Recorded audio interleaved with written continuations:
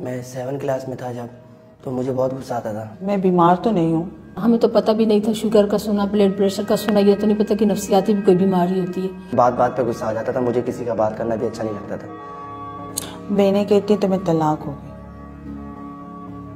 مجھے تو طلاق نہیں ہوئی، بہنیں کہتی جب میں ٹھیک ہوں سر، میں دوائی زبردستی یہ لوگ میں غصے میں مار پیٹ کرتا ہوں اپنے ابو۔ تو پھر کیسے میں بیمار ہوں؟ بے چینی۔ پڑھائی سے زیادہ مجھے باہر گھومنا، دوستوں میں رہنا زیادہ دیر تک۔ اس عادت میں ابو مجھے بہت مارتے تھے اور مجھے اس بارے میں بہت غصہ آتا تھا۔ بہت ہی پریشان رہتا، آج سے 5 سال تقریباً۔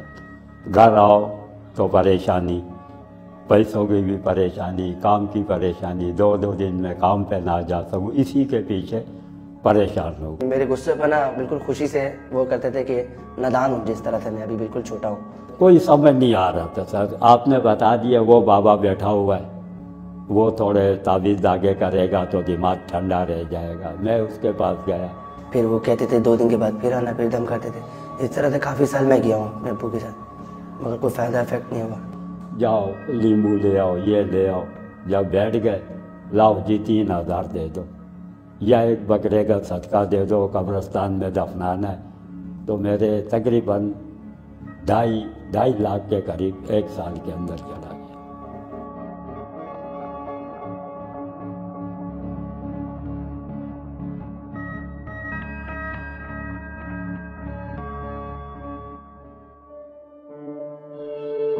صرف کراچی کی پاپولیشن 36% ون وے اور دی ادر کسی نہ کسی مینٹل النس کا شکار ہے۔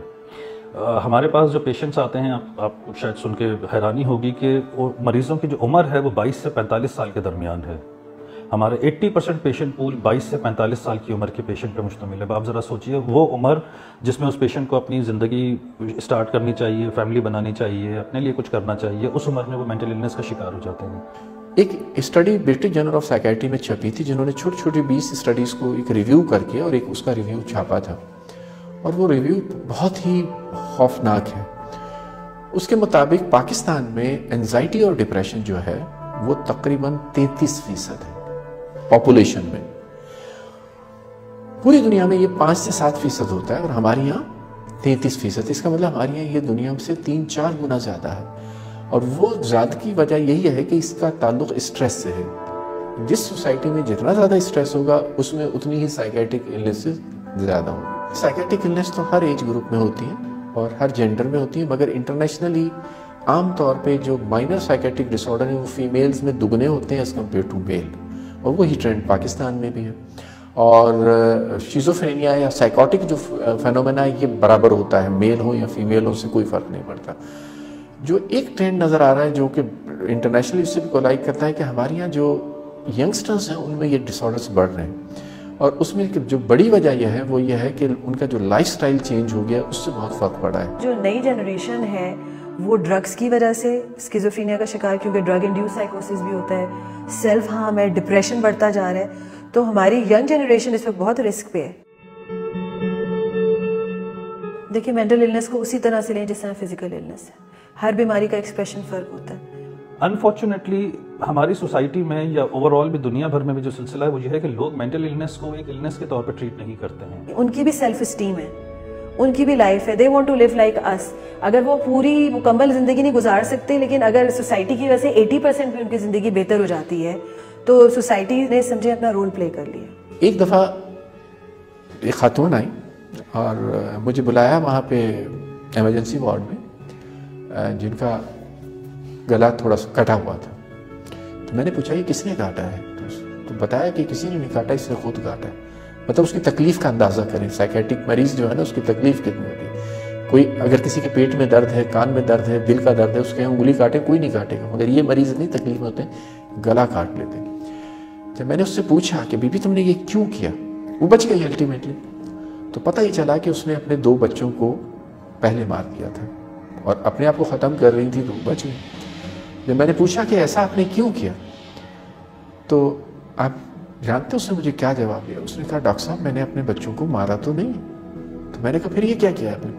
کہنے لگی میں نے تو ان بچوں کو اس ظالم دنیا سے بچایا ہے، جس کے ساتھ میرے ساتھ یہ ایسا ہو رہا ہے تو وہ بیچارے فیوچر میں کیا کریں.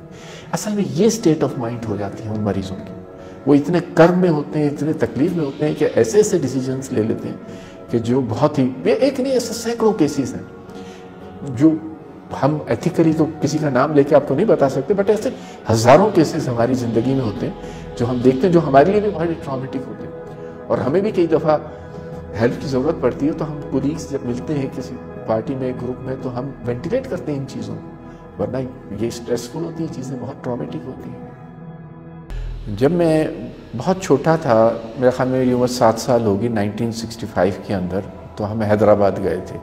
میری والدہ تھیں تو جنگ تھی شاید, اس کی وجہ سے وہاں حیدرآباد میں میرے والد کی پھوپھی رہتی تھیں, میرے والد نیوی میں تھے, وہ باہر گئے تو ہم وہاں چلے گئے.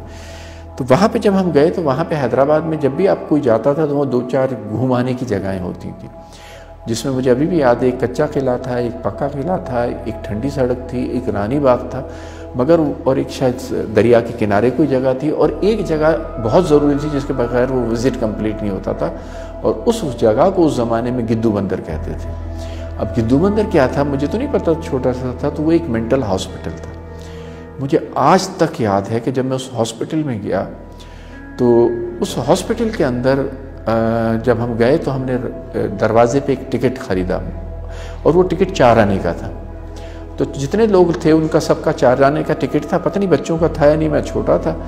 مگر جب میں اندر گیا تو مجھے بہت جو چیز ملی وہ میں آپ کے ساتھ شیئر کرتا ہوں. اندر جب میں گیا تو چھوٹے چھوٹے کیوبیکلس بنے ہوئے تھے. اب میں ایز اے پروفیسر وہاں جاتا ہوں, میں وہ جگہوں کو ابھی بھی دیکھتا ہوں, وہ چیزوں کو یاد کرتا ہوں.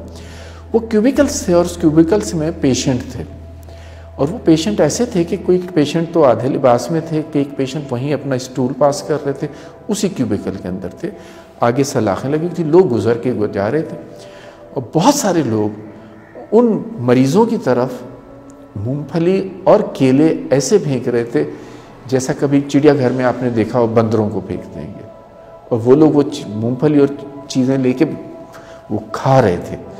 تو وہ مجھے بہت ہارٹ کیا تھا, وہ جو سین تھا. تو میں نے جو میرے ساتھ انکل تھے ان سے اس زمانے میں پوچھا کہ یہ ایسا کیوں کر رہے ہیں ان لوگوں کے ساتھ ڈیل. تو اس وقت جو انہوں نے مجھے ایکسپلینیشن دی کہ یہاں پہ یہ مریض ہیں اور ان کا خرچہ ہوتا ہے, تو ان کا خرچہ برداشت کرنے کے لیے یہ کرتے ہیں تاکہ ان کا فنڈ ریز ہو. اور بات وہ آئی گئی ہو گئی, مگر میرے ذہن میں کہیں نہ کہیں, میں اب یاد کرتا ہوں کہ میرا کبھی بھی نہیں تھا کہ میں سائیکیٹری میں جاؤں, مگر میرے لاشعور میں کہیں نہ کہیں یہ چیز تھی. And I think that have motivated to join this specialty. آپ ایسے لوگوں کو سرو کر رہے ہوتے ہیں جو واقعی نیڈی ہوتے ہیں, جن کی نیڈ کا لوگ کوئی اندازہ نہیں کر سکتا. ایون ان میں بہت سے سائیکوٹک پیشنٹ ایسے ہوتے ہیں کہ ان کو خود بھی نہیں اندازہ ہوتا کہ ان کی کیا وہ ہو رہی.